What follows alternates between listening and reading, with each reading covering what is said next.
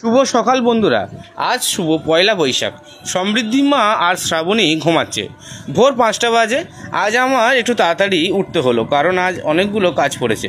বেশ কয়েকদিন ধরেই আমরা প্ল্যান করছিলাম যে নববর্ষের দিন রাস্তার সারমেয় আর বেড়ালদের খাওয়াবো। এখন যা গরম, সকাল 10টা থেকে সন্ধ্যে 6টায় তেমন কোনো কুকুর রাস্তায় থাকে না। তাই ঠিক করেছিলাম ভোরবেলাতেই রান্না বসালে মোটামুটি 6:30 থেকে 7টার মধ্যে রান্না কমপ্লিট হয়ে যাবে। 8:30 থেকে আমরা খাবার দিলে মোটামুটি 10টার মধ্যে খাওয়ানো কমপ্লিট হয়ে যাবে। কিন্তু আমার ঘুম থেকে উঠতে একটু দেরি হয়ে যায়। যাই হোক, শেল্টারে আমি পৌঁছাই 6টার সময়। রান্না বসালাম আর রান্না কমপ্লিট হতে 7:30 বেজে গেল।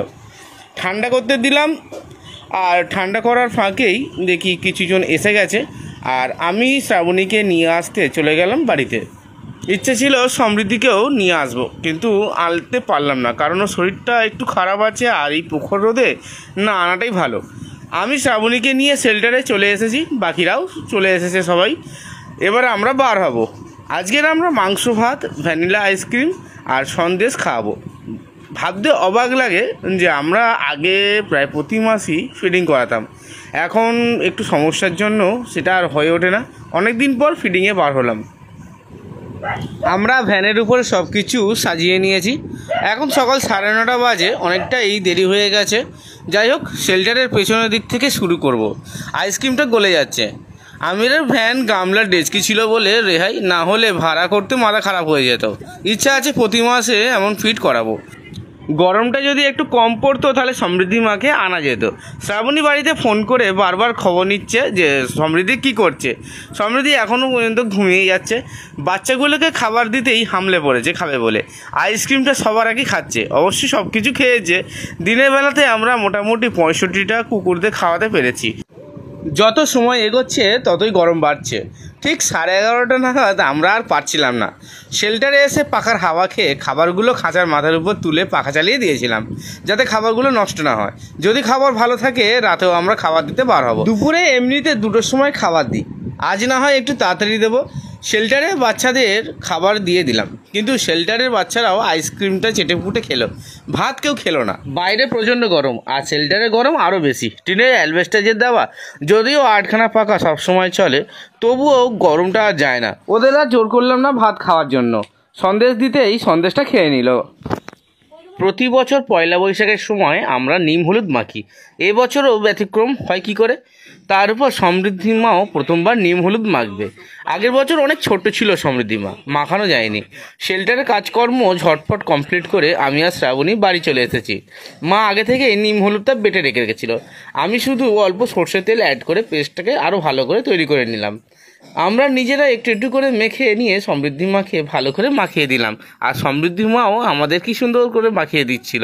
ওর ছোট ছোট হাতে যে কোনো অ্যাক্টিভিটি খুব ভালো লাগে। পরম স্নেহে সমৃদ্ধি মা আমাদের নিম হলুদ মাখিয়ে দিচ্ছিল, কি মজা লাগছিল। দুপুরে আমরা যখন খেতে বসি তখন সমৃদ্ধি মাকেও আলাদা থালাতে দেওয়া হয়েছিল খাবার। ও নিজের হাতে একটু একটু করে খাচ্ছিল খাবার, খুব ভালো লাগছিল দেখতে। আরে ও সমৃ, আমরা তো রেডি হয়ে গেছি। আর আমরা কোথায় যাব? আমরা একটু মিলাই যাব, তাই তো শম্ভু? কে দিয়েছে জামাটা? থাম্মা, আর একটা জামা দিয়েছে।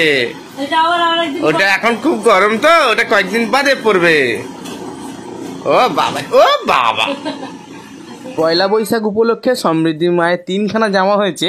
একটা ওর দিদা দিয়েছে আর 2টো ঠাকুমা দিয়েছে, কিন্তু খুব গরম, যার জন্য একটা জামাই পরানো হয়েছে আপাতত। আমাদের এখানে মেলা হচ্ছে, আমরা একটু মেলার দিকে যাব।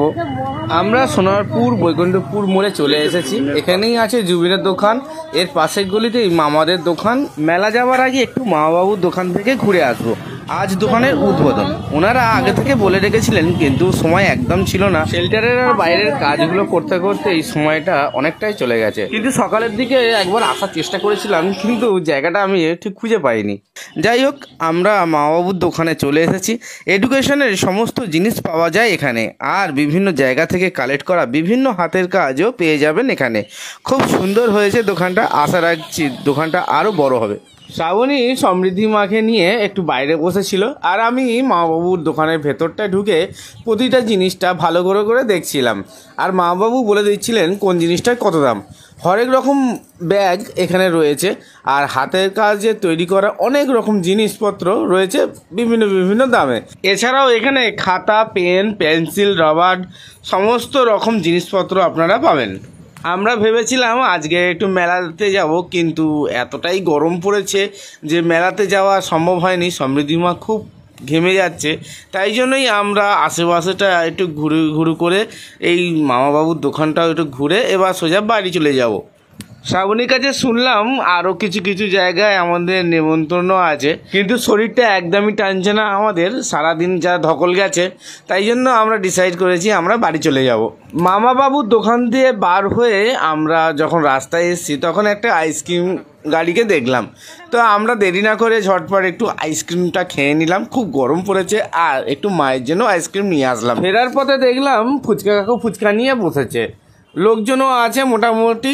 তো আমি শ্রাবণীকে জিজ্ঞাসা করতে, শ্রাবণীও এক পায়ে রাজি, তো আমরা তিনজনে মিলে একটু ফুচকা খেয়ে নিলাম, আর কাকুর কাছে পারমিশন নিয়ে একটা শর্ট ভিডিও করে নিলাম। ফুচকা খেয়ে আমরা একটা গিফট শপে ঢুকেছিলাম সমৃদ্ধি মায়ের জন্য কিছু খেলনা কিনতে। একটা গাড়ি কেনা হয়েছে আর একটা অ্যানিমেলের সেট কেনা হয়েছে, ও ভীষণ খুশি এটা পেয়ে। তারপর আমি ওদের বাড়িতে রেখে আমি আমার কাছে বেরিয়ে যাই। কাজ সেরে রাতে যখন বাড়ি ফিরি তখন দেখি খাটে দুই পারে দুইজন। সমৃদ্ধি একদিকে মোবাইলে ঘাঁটছে, আর এদিকে মিও গভীর চিন্তায় ব্যস্ত। ভালো করে লক্ষ্য করলাম সমৃদ্ধি ফোনে এবিসিডি দেখছে। কি অবতার দুজন! দোকান দিয়ে যে খেলনাগুলো সমৃদ্ধিকে কিনে দেওয়া হয়েছে সেই খেলনাগুলো নিয়ে বাড়ি এসেই খেলতে আরম্ভ করেছে। আজকের ব্লগটা এখানেই শেষ করলাম। ভিডিওটা ভালো লাগলে একটা লাইক করে দিও, আর কমেন্ট বক্সে জানিও সমৃদ্ধির দুষ্টি মিষ্টি ভরা ভিডিওগুলো তোমাদের কেমন লাগছে। আর চ্যানেলে যারা নতুন এসছো অবশ্যই চ্যানেলটিকে সাবস্ক্রাইব করে পাশে বেল আইকনটি প্রেস করে দিও। আর ফেসবুক থেকে যারা দেখছো অবশ্যই ফেসবুক পেজটিকে লাইক করে ফলো করে দিও। দেখা হচ্ছে নেক্সট কোনো ব্লগে।